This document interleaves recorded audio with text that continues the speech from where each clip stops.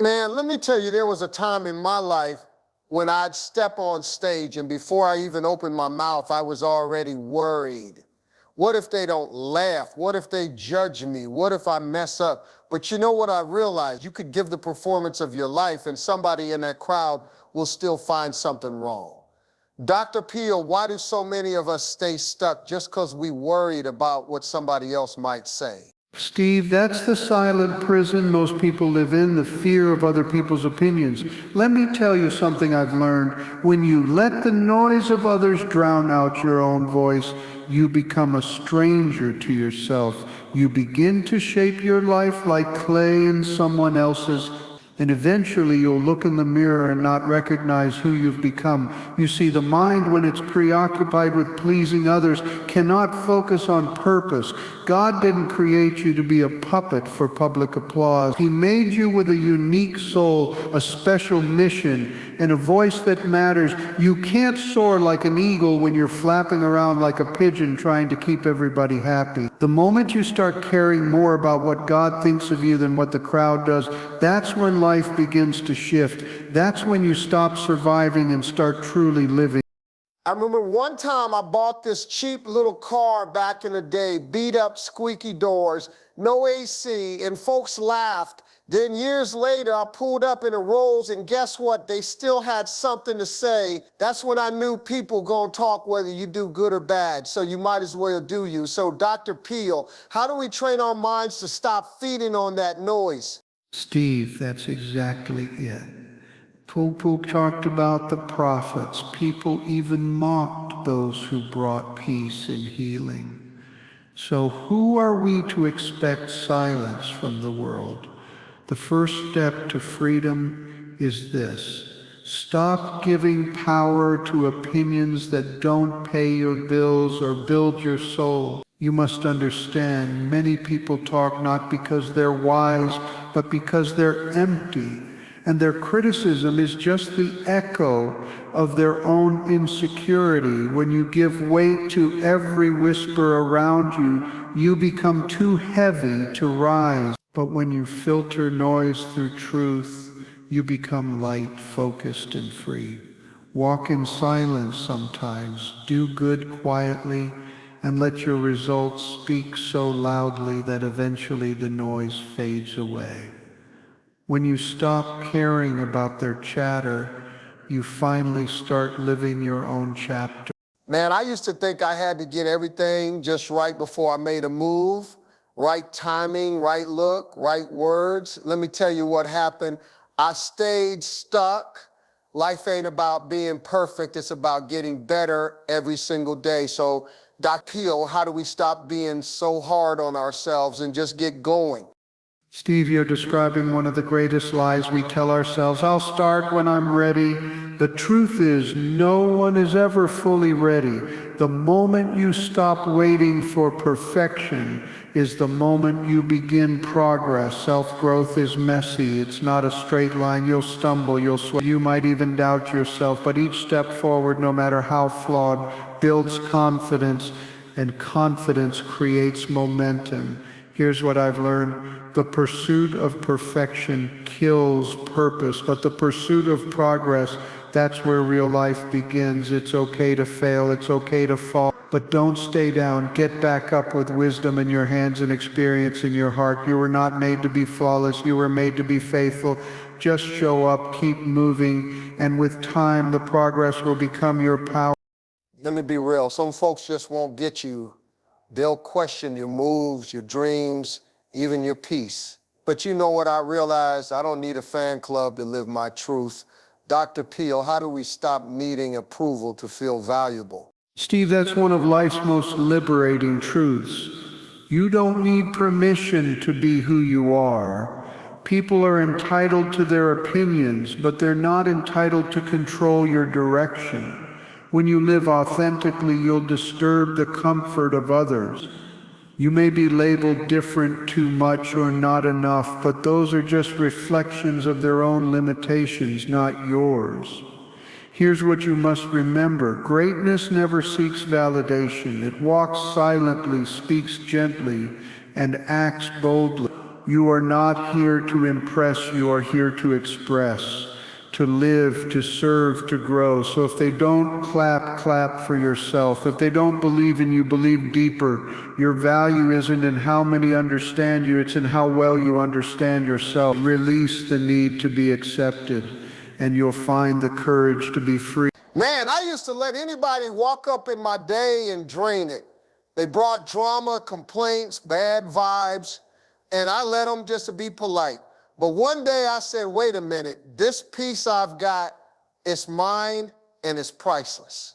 Peale, how do we learn to guard our peace without feeling guilty? Steve, peace is not a luxury. It is a necessity. It is the soil in which clarity grows, the air in which purpose breathes. Too many of us feel obligated to absorb the chaos of others. But peace, real peace, begins with strong boundaries. Protecting your peace doesn't mean isolation. It means choosing your influences wisely. Say no when your heart says no. Step back when your soul feels crowded. Distance is not disrespect, it's wisdom in motion. And remember this, every time you say yes to things that disturb your peace, you say no to the things that build your life. You must treat your peace like sacred ground. Not everyone should have access. Not every energy deserves entry. The stronger your boundaries, the louder your inner world becomes. And that's where the real answers are. So protect it, nourish it, defend it, because when you guard your peace, you finally start living. Let me tell you something. I used to waste so much time trying to make people understand me, why I did this, why I didn't do that. Man, it was like I was running PR for my own life. Then I realized people who want to misunderstand you will, Dr. Peale, how do we break free from this habit of over-explaining? Steve, one of the greatest freedoms a person can experience is the freedom from the need to be understood by everyone. You see, constantly explaining yourself comes from fear of being judged, rejected, or unloved. But life becomes lighter when you stop chasing approval. The people who truly matter will never require a full explanation. They sense your heart without needing a presentation. Every time you over-explain, you hand out little pieces of your power, and slowly you disappear into someone else's expectations. Instead, speak your truth once and stand in it. Don't argue with every doubter. Don't defend every decision. Let your life speak louder than your words ever could, because the more you trust your direction, the less you'll feel the need to justify your journey. Remember, those who see your light don't need proof, and those who demand proof aren't looking to see you anyway. So stop explaining, start living. You ever scroll through your phone, see everybody out there living it up, vacations, parties, big moments, and suddenly you feel like your life ain't moving? Yeah, that's FOMO, the fear of missing out. But let me tell you something. That fear is a thief and it's stealing your joy. Peale, how do we shut that noise down? Steve, FOMO is a modern anxiety with ancient roots. It's the fear that you are somehow being left behind, that your life is not as exciting, beautiful, or successful as others. But here's the truth. Comparison is the enemy of contentment. You cannot fully embrace your life while you're staring at the highlight reel of someone else's. What you see on screens is carefully curated.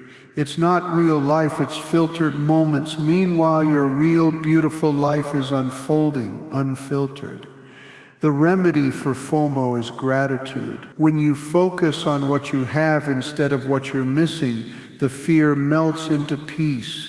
You don't need to be everywhere with everyone, doing everything. You need to be fully present where you are. That's where real life is happening. So unplug from the illusion. Tune back into your own lane and trust this simple truth.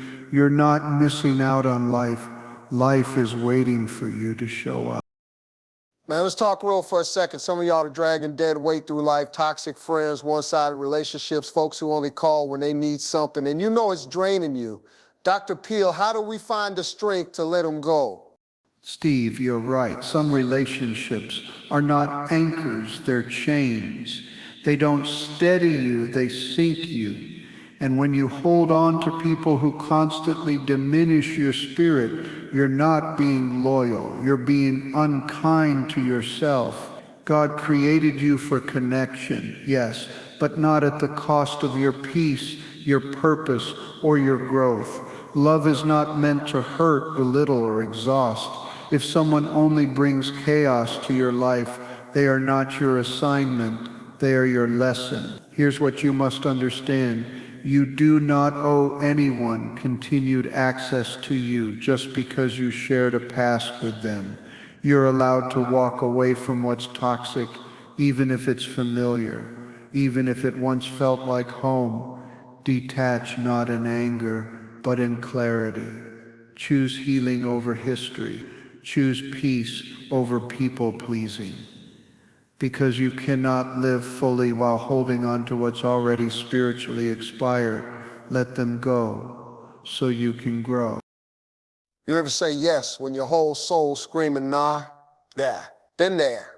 People pleasing have you burned out, broke, and bitter. Doc, how do we learn to say no without carrying guilt? Steve, this is one of the most liberating truths a person can learn. Every yes you give is a no to something else. When you say yes just to avoid conflict or to be liked, you may be saying no to your rest, your focus, your peace, or even your purpose. Boundaries are not walls, they're gates. They don't push people out, they protect what matters most inside. God didn't create you to be constantly drained by demands. Even the strongest candle dies when it burns from both ends. Saying no is not selfish, it's stewardship.